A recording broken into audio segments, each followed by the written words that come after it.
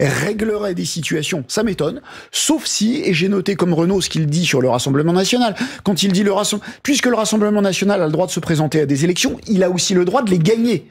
Il le dit.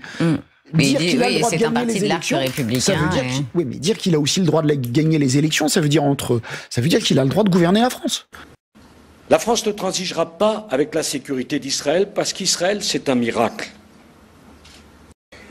Israël, c'est un miracle.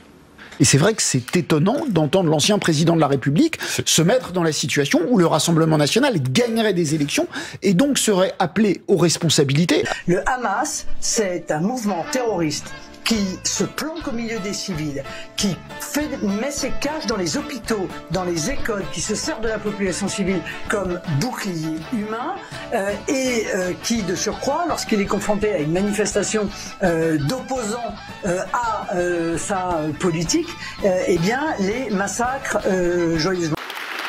Là encore, je vous dois ma vérité.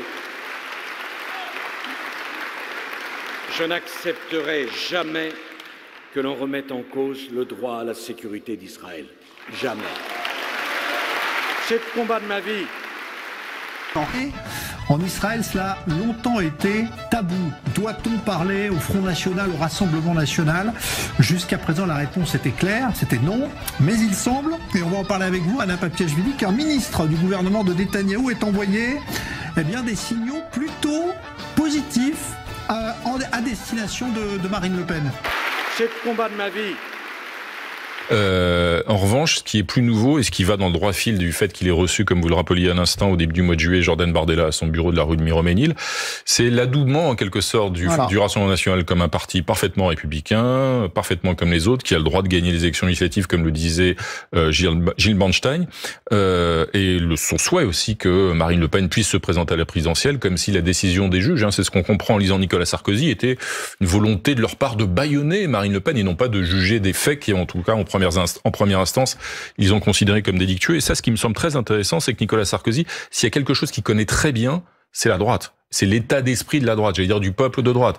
Il voit les sondages, il connaît la droite, et il sent bien, d'une part, l'aspiration à la dissolution, qui monte quand même dans l'opinion, et puis il tourne la page du macronisme comme pour esquisser une nouvelle ère politique qui pourrait être celle d'une façon ou d'une autre d'un rapprochement entre droite et extrême droite. Droite et extrême droite sont aujourd'hui déjà jumelles sur les questions régaliennes, très clairement, sécurité, immigration, identité, islam. C'est assumé de part et d'autre, d'ailleurs.